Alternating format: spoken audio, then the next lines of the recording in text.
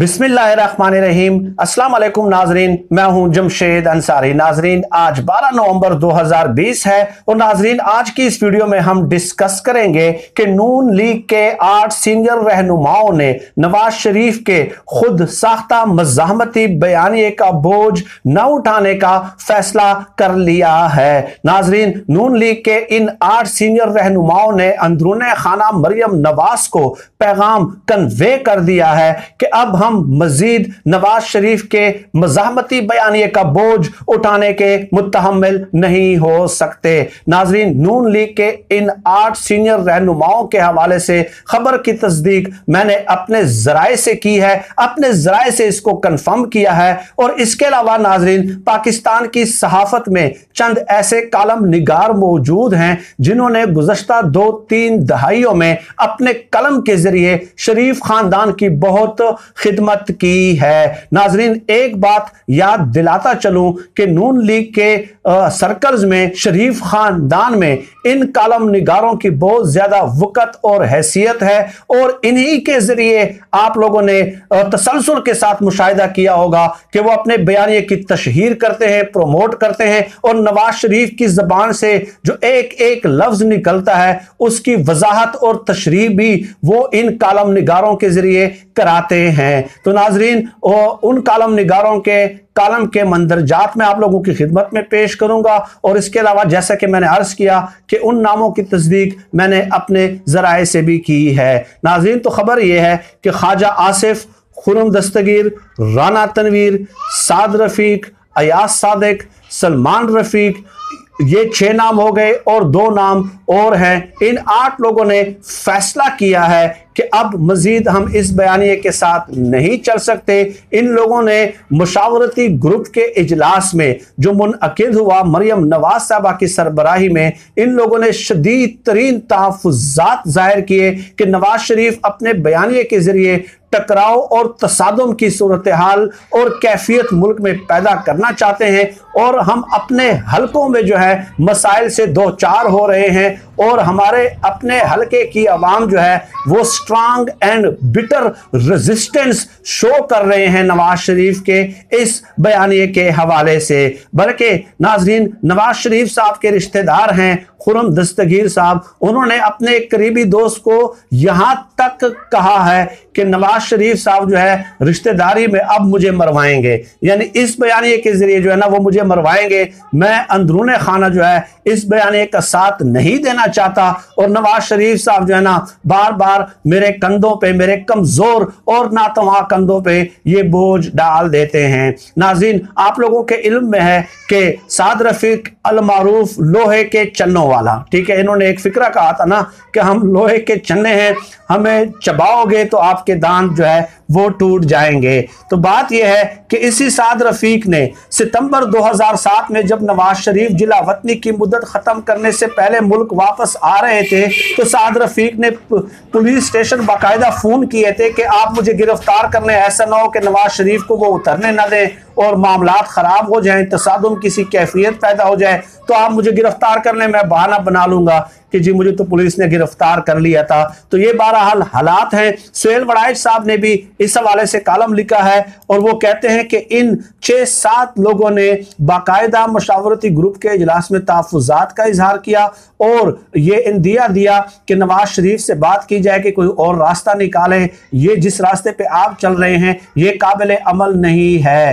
फिर सुहेल वड़ाइच साहब लिखते हैं कि बिल्ली के गले में घंटी कौन बांधे। पार्टी के अंदर बयानियों पर तजाद की वजह से कोई भी बड़ा रहनुमा या लीडर मियां साहब के सामने दूसरा मौक़िफ़ रखने की जुर्रत नहीं कर पा रहा कि एक तो इससे पार्टी के अंदर इख्तिलाफात बढ़ेंगे और उनकी मेहनत ज़ाया होगी और दूसरा ये कि उन्हें यकीन है कि नवाज शरीफ एक बार फैसला कर चुके हैं आगे जाने का तो वो हमारी बात मानेंगे नहीं। यानी उन्होंने मुशावरती ग्रुप के इजलास में यहाँ तक भी कहा कि नवाज शरीफ से बात की जाए कि बस कर दें और कोई और रास्ता अपना लें, लेकिन कोई जुर्रत नहीं कर पा रहा। फिर आगे लिखते हैं कि पार्लिमानी मुशावरती ग्रुप से इस्तजाद के बाद बड़े मियां साहब का क्या लाया अमल होगा, क्या वो जारहाना बयानिए को रोक कर कोई नया रास्ता अपनाने की कोशिश कर सकते हैं, या फिर वो इन सब लीडर्स को मुस्तरद करके अपने जारहाना बयानिए पर ही चलते रहेंगे।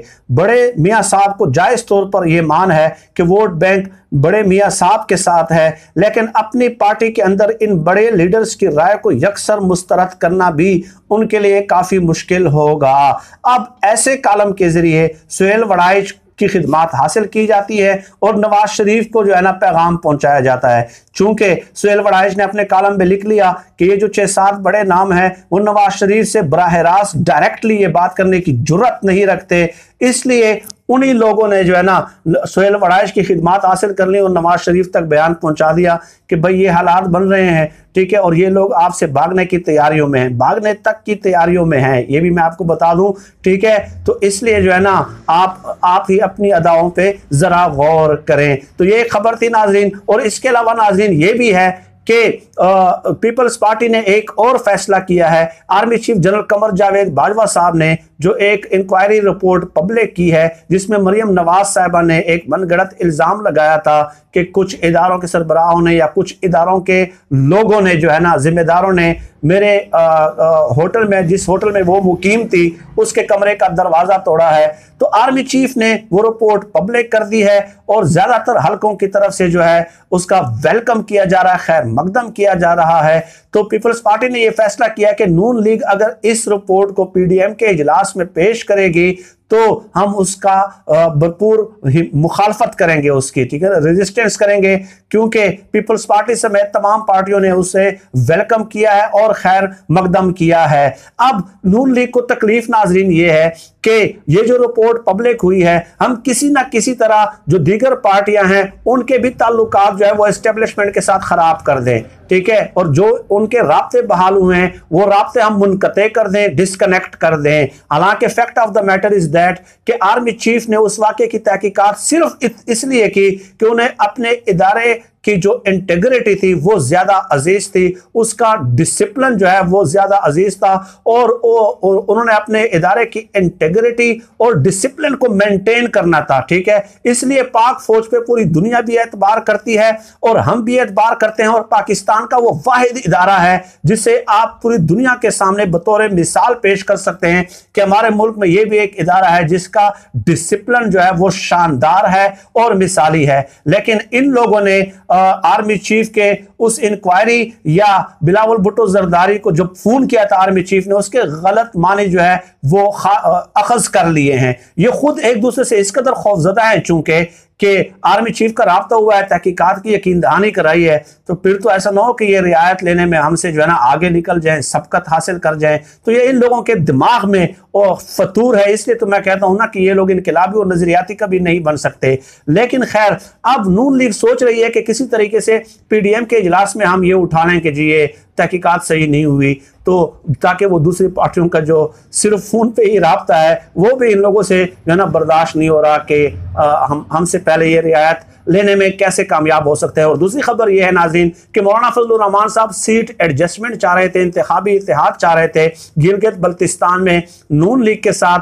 तो मौलाना फजलुर रहमान साहब भी जो है ना मरियम बीबी से नाराज हो गए हैं। और क्यों नाराज हुए हैं कि आपने मेरे साथ इंतखाबी इत्तेहाद नहीं किया। तो मरियम नवाज ने बहरहाल इनकार कर दिया था। तो इससे आप अंदाजा लगा लें कि एक दूसरे का कंधा इस्तेमाल करके आगे बढ़ना चाहते हैं, लेकिन वो दूसरी पार्टी उनको अपना कंधा पेश नहीं कर रही। तो ये लोग जो है ना असम्बलियों से इज्तिमाई इस्तीफे देंगे कि जो इंतखाबी इत्तेहाद और सीट एडजस्टमेंट पे भी गिलगित बल्तिस्तान में राजी नहीं हो सकते। मौलाना फजलुर रहमान साहब ने कहा कि हम अपोजिशन मुत्तहिद होकर जब लड़ेंगे तो पीटीआई कमजोर हो जाएगी और हम ज्यादा वोट लेने में कामयाब हो जाएंगे। लेकिन उन्होंने कहा यानी कि मैं अपनी तशरीह कर रहा हूं।